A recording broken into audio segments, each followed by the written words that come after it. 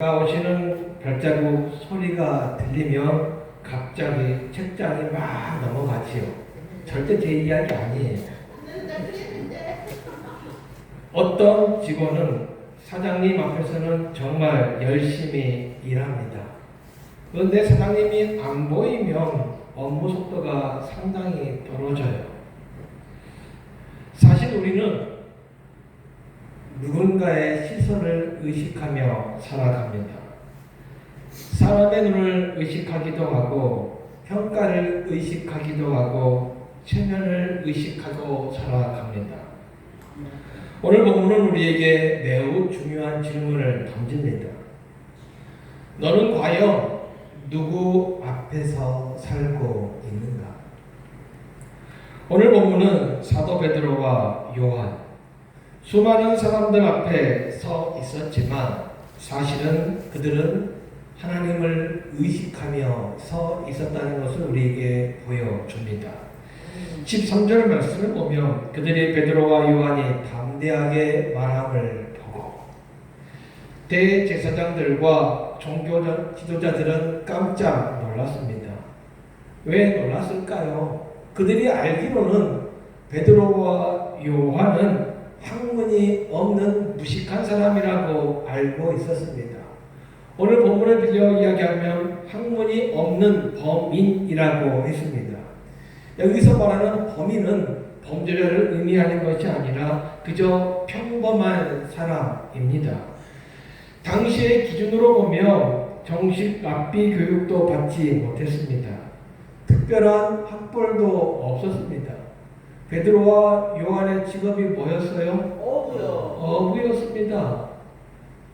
평생 고기만 잡던 사람이었습니다. 그런데요, 그랬던 사람들이 최고의 종교 지도자들 앞에서 조금도 주눅들지 않고 복음을 전하고 있던 것이지요. 상대가 누구예요? 얼마 전에 예수님을 십자가에 못 박도록 내주었던 주도했던 사람들입니다. 몇 달 전만 해도 베드로는 여종의 그 질문 앞에서 예수님을 부인하고 예수님을 저주했던 사람입니다. 너도 예수와 함께 있었지? 베드로는 나는 그런 사람 몰라. 3번이나 부인했던 사람이지요. 그런데 지금은 수많은 권력자들 앞에서 조금도 두려워하지 않습니다. 무엇이 달라졌나요? 성격이 바뀌었습니까? 어떤 훈련을 받았습니까? 아닙니다. 성령님을 체험하고 성령님과 함께 했기 때문입니다. 사람 앞에서 떨었던 사람이 하나님 앞에 서게 되면 이렇게 담대해지게 되는 것이지요. 우리는 착각하는 것이 하나 있는데 담대함이란 원래 성격이 강한 사람의 전유물이라고 생각합니다. 그런데요, 성경은 그렇게 말하지 않습니다. 담대함은 큰 목소리에서 나오는 것이 아니라 하나님을 믿는 큰 믿음에서 나온다는 것이지요. 사람을 크게 보면 하나님이 작게 보입니다. 골리앗 앞에서 다윗처럼 하나님을 크게 보면 사람이 작게 보이지요. 신앙생활도 마찬가지입니다. 교회 안에서는 믿음이 좋은 것처럼 보이는데요, 직장에서는 입을 꾹 닫아버립니다. 교회에서는 아멘, 아멘 크게 외치는데요, 세상에서는 예수 믿는다고 말 한마디 못하는 그리스천들도 얼마나 많이 있는지 모릅니다. 왜 그래요? 사람들의 시선이 두려워서요. 사람들의 시선보다 하나님이 더 크게 보이는 사람은 절대 그렇게 살아갈 수 없습니다. 하나님 앞에 서 있는 사람은 다릅니다. 사람보다 누구를 더 의식합니까? 하나님을 의식하죠. 창세기의 요셉을 기억하십니까? 요셉은요, 사람을 의식하지 않았습니다. 하나님을 의식했어요. 그래서 범죄하지 않았습니다. 느헤미야를 기억하십니까? 자기가 가지고 있는 권력을 절대로 함부로 남용하지 않았습니다. 왜요? 자신은 하나님의 일을 맡은 청직이라고 철저하게 믿고 있었기 때문이지요. 13절 후반절을 보면요. 또 전에 예수와 함께 있던 줄도 알고. 모여있던 지도자들은 베드로와 요한을 보면서 한 가지 깨달았습니다. 아, 저 사람이 그 전에 예수와 함께 다니던 사람들이다. 얼굴에 써있던 것도 아닙니다. 그렇다고 명찰을 달고 다닌 것도 아닙니다. 그 사람들의 말하는 방식, 행동하는 모습, 삶의 태도에서 예수님의 흔적이 나타났기 때문입니다. 이렇듯 신앙은 감출 수가 없는 것이지요. 향수 가게에 오래 있으면 무슨 냄새가 나요? 고깃집에 오래 앉아 있으면 무슨 냄새가 납니까? 고기 냄새가 나지요. 냄새는 숨길 수가 없는 겁니다. 아무리 아니라고 발뺌을 해도요, 몸에서 나는 냄새는 어쩔 수가 없는 거예요. 예수님과 함께하는 사람도 마찬가지입니다. 예수와 함께하는 사람은 무슨 냄새가 나야 돼요? 예수 향기가 나야 합니다. 말에서, 행동에서, 그리고 가치관에서 예수의 냄새가 나야 합니다. 세상 사람들은요, 우리를 보고 아, 저 사람 성경 지식이 많아, 예수 믿는 사람이네, 이렇게 말하지 않습니다. 우리의 말과 행동, 삶의 태도에서 아, 저 사람 진짜 예수 믿는 사람이야. 스스로에게 한번 질문해 보십시오. 나를 알고 있는 세상 사람들이 나를 보면서 예수를 떠올릴 수 있을까요? 대답이 없으십니다. 직장에서, 가정에서, 학교에서 저 사람은 뭐가 달라도 달라. 야, 저 사람에게서는 진짜 예수의 향기가 난다. 이 땅을 살아가면서 이런 평가를 들을 수 있는 우리 모두가 되시기를 주님의 이름으로 축복합니다. 아멘. 베드로와 요한은 예수와 함께 있었던 흔적이 분명했습니다. 14절 말씀을 보면 또 병 나은 사람이 그들과 함께 서 있는 것을 보고, 종교 지도자들은 지금 이 상황이 너무나도 난처한 상황입니다. 왜냐하면 베드로의 말을 부인할 수가 없었어요. 또한 치유한 기적도 부인할 수가 없었습니다. 평생 걷지 못했던 사람이 걷고 있습니다. 모두가 다 알고 있는 사람입니다. 어떤 조작도 없었어요. 평생을 봐왔던 사람, 그 사람이 지금 일어서서 걷고 있어요. 증거가 너무나도 분명했습니다. 16절 보면 지도자들이 이렇게 이야기합니다. 이는 그들로 말미암아 나타난 표적이 분명하니. 이 사람들조차도 인정합니다. 어떤 것을 인정합니까? 기적이 일어났다는 것을 인정합니다. 세상이 반박하기 어려운 것은 논리가 아니라 변화된 삶입니다. 신앙의 가장 강력한 증거는요, 변한 인생입니다.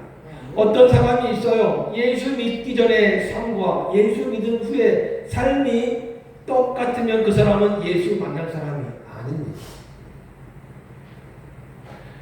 예수를 만나면요, 분노에 묶여있던 사람이 변화가 됩니다. 절망 가운데 있던 사람이 소망을 갖게 되지요. 설명은 안 되는데 분명히 뭔가가 있어. 저 사람 환경을 보면 어떻게 저런 표정이 나오는 거지? 베드로와 요한 앞에 있던 치유받은 사람이 바로 살아있는 간증이었습니다. 우리의 삶이 바로 그런 증거가 되어야 하는 것이지요. 17절에서 20절 사이를 보면 지도자들이 이렇게 명령합니다. 예수의 이름으로 말하지 마라. 협박합니다. 압박하고요. 권력을 이용해서 어떻게든 막아보려고 합니다. 그때 베드로와 요한의 이 유명한 고백이 나오죠. 20절 말씀에 우리가 보고 들은 것을 말하지 아니할 수가 없다. 이 말씀은요, 말해야 합니까? 말하지 말아야 합니까? 이런 문제가 아닙니다. 말하지 않을 수가 없다. 우리가요, 살아가면서 어떤 중요한 비밀을 알고 있어요. 그러면 어떻게 합니까? 말하고 싶어서 입이 근질근질 거리지 않습니까? 저 사람은 모르는데 내가 이 말 한마디 딱 하면 내가 엄청나게 높아질 것 같은데. 마치 뜨거운 것을 만지면 어떤 소리가 나요? 소리가 나죠. 예수님을 만난 사람은요, 어떤 소리가 나와야 돼요? 복음이 나와야 돼요. 예수 이름이 나와야 합니다. 보고 듣고 경험했는데 입을 다물고 있다? 그게 누구의 모습이에요? 오늘 나의 모습 아닙니까? 우리의 모습 아닙니까? 19절 말씀에 하나님 앞에서 너희의 말을 듣는 것이 하나님의 말씀을 듣는 것보다 옳은가 판단하라. 베드로가 지금 어떤 무례하게 말하고 있는 것이 아닙니다. 분명한 우선순위를 말하고 있는 것이죠.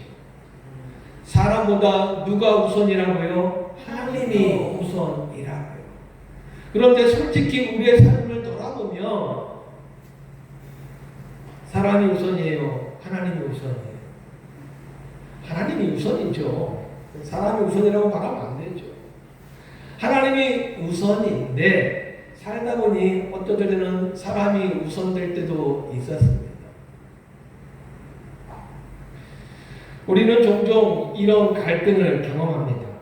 진실을 말하면 손해볼 것 같은 그런 상황. 신앙을 지키면 불이익을 당할 것 같은 그런 것들. 한 20여 년 전에 이런 일이 있었습니다. 비보 좌회전을 돌아가고 있는데 앞에 사설 구급대가 오는 거예요. 분명히 저는 충분히 돌아갈 수 있다고 생각을 했습니다. 그런데요, 그 사설 구급대 운전사가 제가 보니까 휴대폰을 만지고 있었어요. 정면을 주시하지 않고 오다가 제가 딱 돌아왔는데 끝에 들이박았습니다. 그런데 그 차에는 다행히도 응급 환자는 없었어요. 그 광경을 바로 앞에 있던 제과점집 사장님이 봤습니다. 그 제과점집 사장님이 나와서 자기가 증언해 주었다고 했어요. 제가 어디 교회 목사라고 그랬더니 자기는 어디 교회 안수집사라고 그랬거든요. 그런데요, 조금 있으니까 상황이 달라졌습니다. 그 아내가 증언하지 말라는. 왜? 가게잖아요. 가게지 않습니까? 자기네들에게 불이익이 당할 수도 있으니까 증언을 안 해주는 거예요.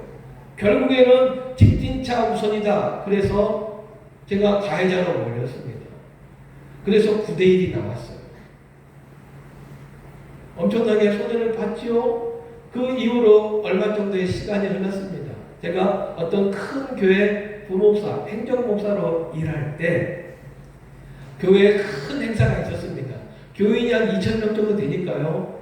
교회 한 사람당 빵을 나눠줘도 몇 개가 필요합니까?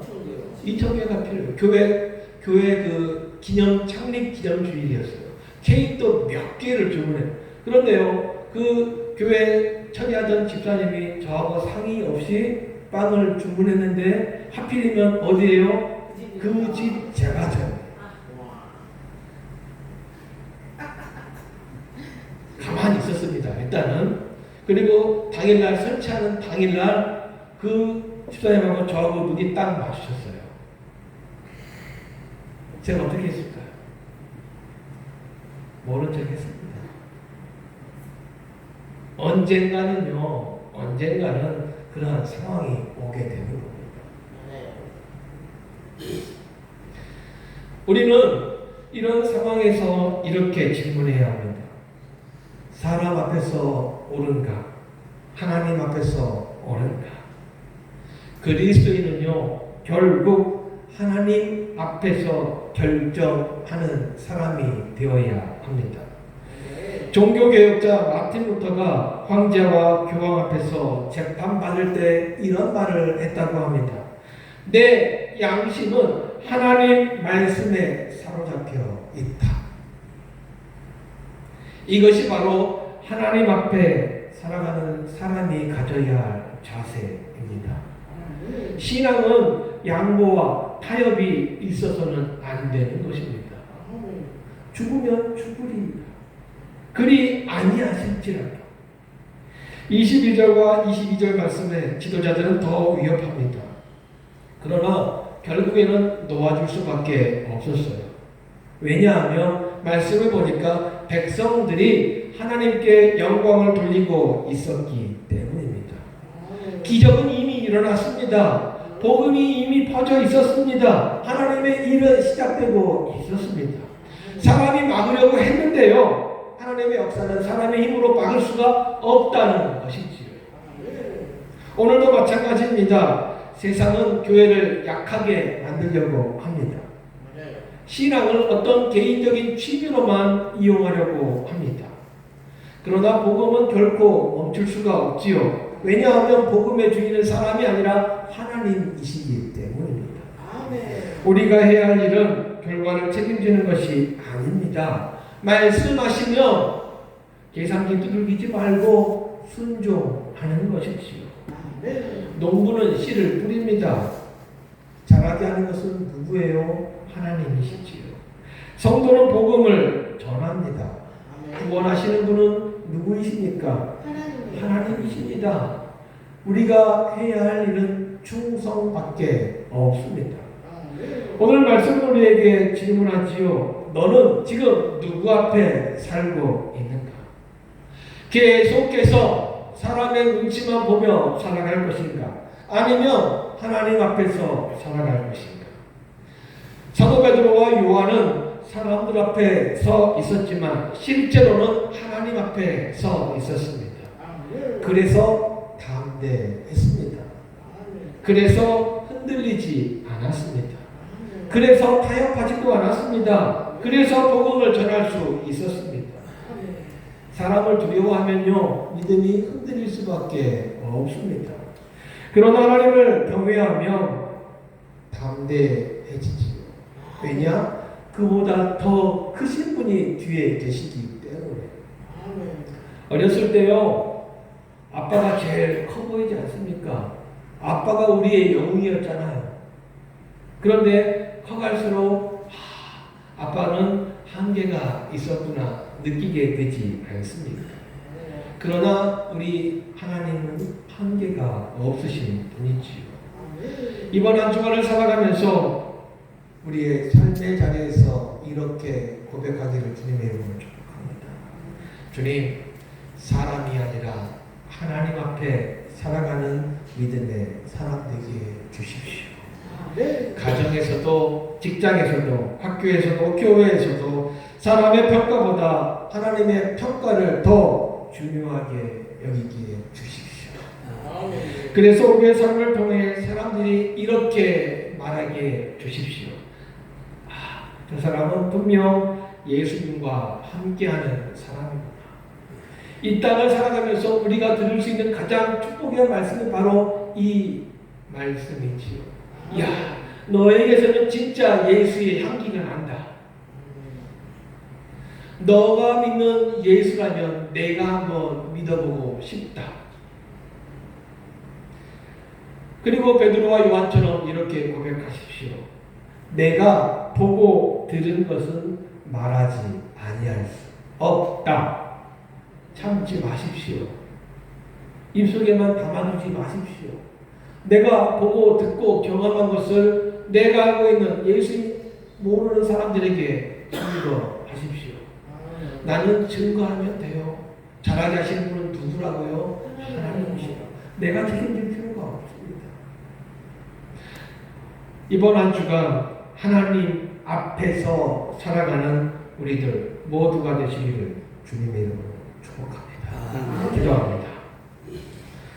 참 좋으신 아버지 하나님, 오늘 말씀을 통하여 베드로와 요한이 사람들의 위협과 압박 속에서도 하나님을 바라보며 담대하게 복음을 전했던 것처럼 우리도 사람보다 하나님을 더 경외하며 살아가게 하여 주옵소서.